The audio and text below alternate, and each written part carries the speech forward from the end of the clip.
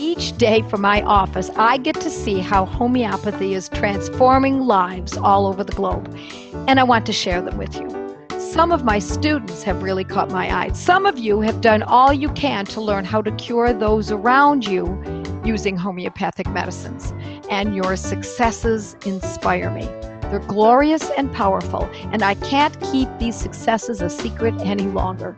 So, with help from my roving reporters, we bring you a mini podcast series that I call Moms with Moxie, and sometimes we even interview dads with Audacity. See how regular mothers and others, average people who want to cure those around them, have gone from freaking to fabulous with homeopathy. You are listening to podcast number 54 at practicalhomeopathy.com.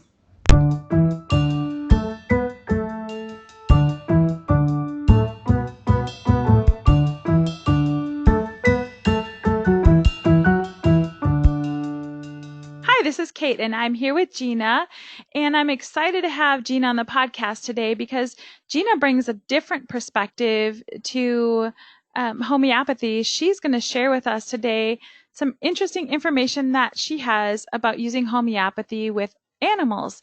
So, Gina, welcome to the podcast. Thank you so much, Kate.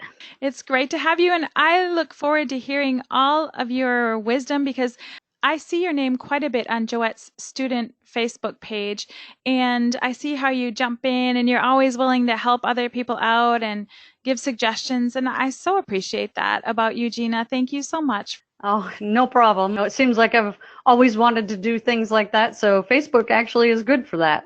That's a good hobby. It could be worse, right? That's right. My addiction is a healthy one. Exactly. That's what I always tell my family. I collect remedies. It could be other things that aren't as useful that I could collect. That's so true. So true. Yeah. So why don't you tell us a bit about yourself? Well, I am a licensed vet tech. So I graduated college in 1989 from University of Maine. And from there, I moved right into a local practice in my hometown. Absolutely loved everybody I worked with. The practice was super busy.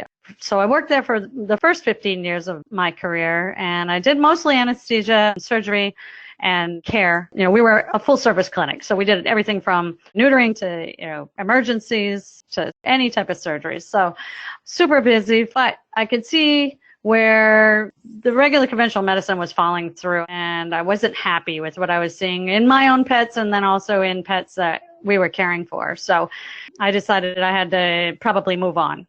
At that point, I moved to a holistic clinic that I work for now, which has been about 16 years. Wow, that's great that you found a holistic clinic. I don't hear of too many holistic vet clinics. No, there aren't. So yeah, that was a lucky find. I happened to go to a conference and the veterinarian from there was speaking, and my sister nudged me and said, "Hey, you should work for this person." And I said, "Oh, I doubt they need anybody." And she said, "Hey, you got to go up and ask." And she had me ask, and she hired me basically almost on the spot. So wow. Yeah, it was fate. Yeah. So tell me how you got into homeopathy. How I got into homeopathy is kind of why I became less enamored with the medicine I was doing. So what happened is I had my own personal cat who I loved and adored, and he just happened to be not feeling really great. And he was a young cat. He was 6 years old. So I did some lab work on him, and I was quite surprised to find kidney failure. Kidney failure can be pretty common in cats, but certainly even today, it's not common in a 6-year-old. So kind of went head spinning and crazy because at that point, again, I was working conventional medicine. I was trying to figure out why is this happening. So I went to a specialty clinic, and they ended up doing a bunch of tests and basically gave me the prognosis that he had 2 weeks to 2 months to live. Oh, wow. Yes. So I obviously, just like any pet owner or any mom or dad, you find this out and your head is spinning. You just don't know what to do and can't believe it. But I put my nose down and said, no, he's not going to die in 2 weeks. So I just started doing a whole bunch of homework. And this is back in the late 90s. So we didn't have a lot of internet access at all in personal homes in Maine anyway. There's a lot of library trips, a lot of ordering books I hadn't heard about homeopathy at that point. So I was going to the health food store, which was about 50, 60 miles from my house. And I walk in, and the owner there, Jane, I'll never forget her name, she said, well, why don't you consult somebody about homeopathy on your cat? And I was just there to pick up some herbs to help with his blood and etc. So I said, well, I don't even know what that is. So she gave me her homeopathic veterinarian's card, and I called him. He did phone consults. And with his constant care over the phone, that particular kitty ended up getting 2 years of excellent quality life. So from 2 weeks to 2 months, then we got 2 years. So I was happy. Yeah. Oh, that's so great. So let's talk about how you came to know Joette. Okay, so obviously I'd seen homeopathics work with animals, because then at that point, of course, that cat was the start of it all. But I had other animals that obviously I played around with and did homeopathy, and also consulted that same vet and had great success. So years later, after I had relocated to the holistic clinic, I was experiencing some chronic fatigue and a lot of muscular pain. And, you know, all the normal diagnosis starts coming in. Well, maybe it's fibromyalgia, chronic fatigue syndrome. I do have Hashimoto's. I knew that for years. So anyway, I went to a lot of different local homeopaths, and I just wasn't having any success. But at the clinic I work for now, we get Homeopathy Today, the magazine. So I was flipping through that, and I found Joette's name. And I don't even remember the article specifically, but I read that article by her, and I thought, she really resonates with me.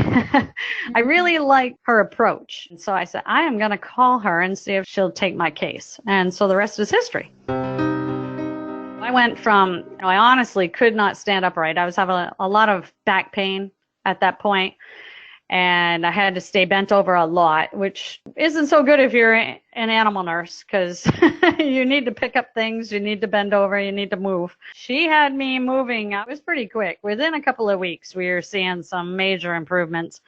And then I pretty much stayed her client for about 2.5 years. And all that time, she was teaching me how to care for myself. So anyway, it's been years since I've had to consult with her because she did such a good job. Well, that's good. Yes. And it wasn't long after that we actually met at a conference. It was so good to get to meet her in person. Her hugs are the best. Oh, that's sweet. Joette, yeah. We all want a homeopathy hug. Yes.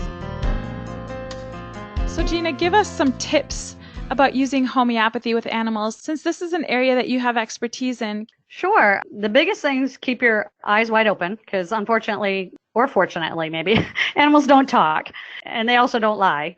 So if a remedy doesn't work, you'll know it. And if it does work, you'll know it.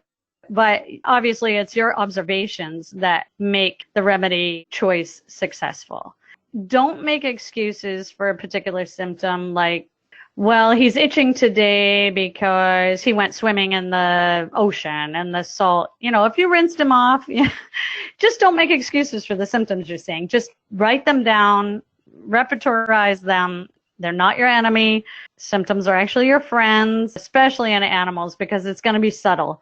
So that's the biggest thing, is really be observant with animals and don't make excuses about their symptoms. It is what it is. Use them. They're very important to making them well. One of the things that I was going to mention is that even conventional medicine or the wrong remedy can give me quite a bit of information, like a breadcrumb, leading me down my path. For example, a dog the other day we were doing a dental on, he had to have anesthesia for the dental because he had extractions that had to happen. And the dog ended up with the extractions, a lot of bleeding. And of course, we give arnica during this process. And the arnica was not working. The bleeding was quite profuse and it wasn't stopping. Despite arnica and different potencies, we weren't getting anywhere. So this was a great example of where a symptom and the wrong remedy can lead you to the right remedy, because the symptom was bleeding, the wrong remedy was arnica because it wasn't working, and our next choice was phosphorus, which immediately stopped the bleeding. Mm-hmm. So, you know, sometimes when people give wrong remedies or even a conventional treatment, they end up with a new symptom or a symptom that's not clearing up, and then they become discouraged with the treatment or the remedy when actually it's just eye-opening. Like, if arnica isn't working and this bleeding's happening, I need to move on. And my next choice in this case was phosphorus, and it worked lovely.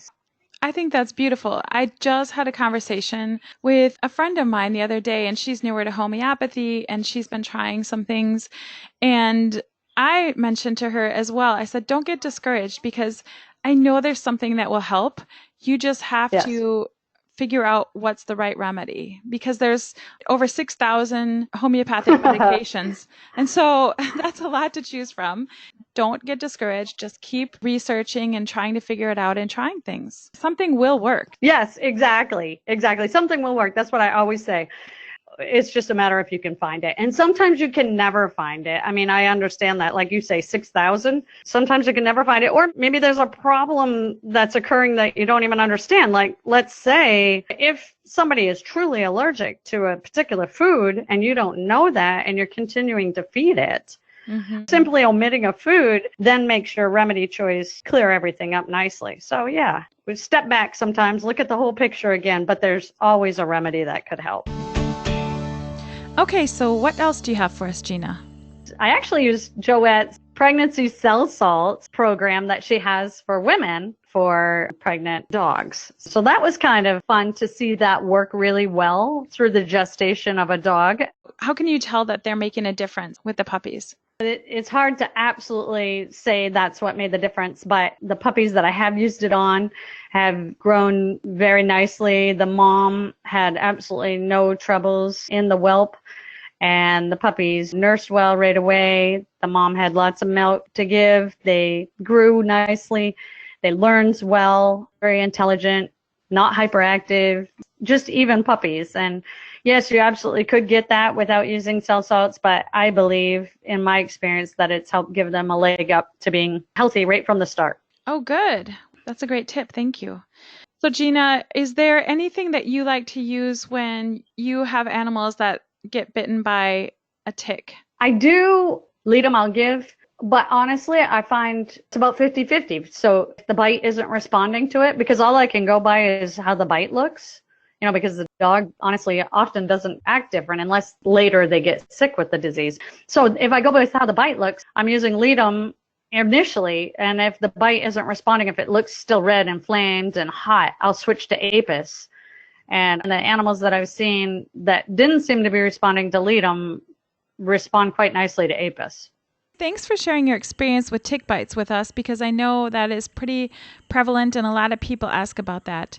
So when we were talking earlier, you were telling me about some remedies that you have for dogs that get scared easily or scared during thunderstorms. Tell us about that. Yes. How many dogs are scared to death of thunder? Probably a lot. Yeah, a lot, unfortunately.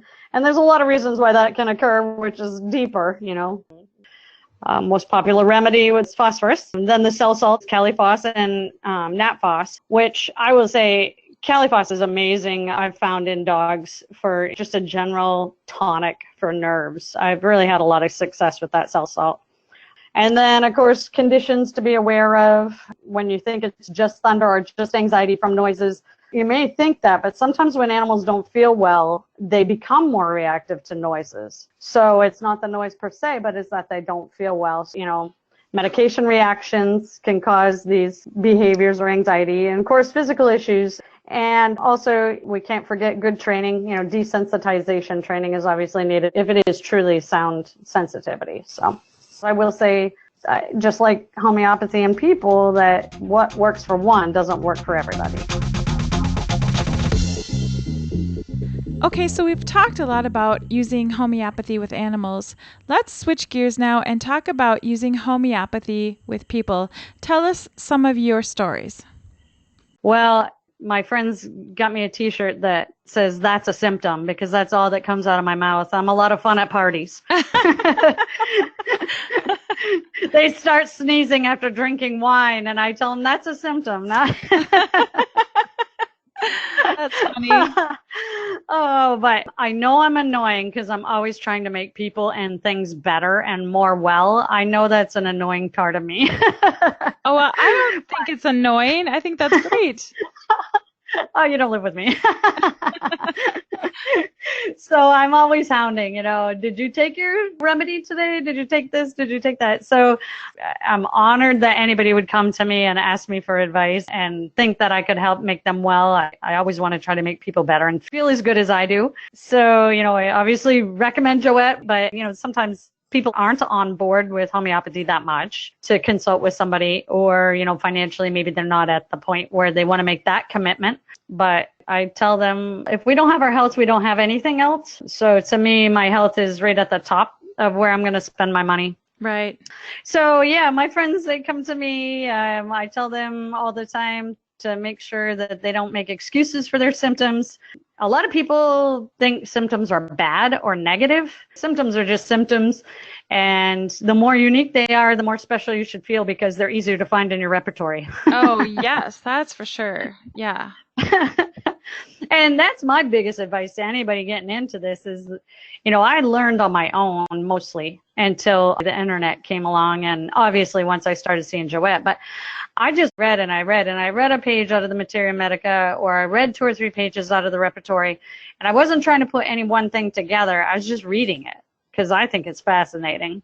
So there's little bites that will stick in your head by reading a remedy and a Materia Medica, and then all of a sudden you'll meet somebody and that will come up and you'll go, that person's, I don't know, Gelsemium, what he just said, what he's doing. So there's no shortcuts, I don't think, in learning it. It's just reading, just like the old way, studying. Mm-hmm. And then, like Joette said, the more people that you think about what remedies will be helpful, the more kids that you have, the more experience that you see that over and over again, that gelsemium is great for this. And then you use it over and over again, you remember it, and then it becomes second nature. Yes, absolutely. You forget how second nature it is because somebody will be talking to you, hey, I've got this, what do I take? Oh, just take this. I mean, it just comes out of your mouth, Mm-hmm. Yeah. Yeah. Oh, it's interesting as I look at homeopathy kits, and now I read through the list of medicines in a homeopathy kit, and I think, okay, this is what you use this one for typically. This is what you use this one for. And now in a kit of 100 remedies, I can, most of them, say the top symptoms that you would use each of those medicines for, whereas when I first started, it was only a few. Right. I find that exciting, It's an amazing medicine. So the other thing that we were chatting a little bit earlier about is how people have a tendency to forget how homeopathy has helped them. Why don't you talk about that a little bit?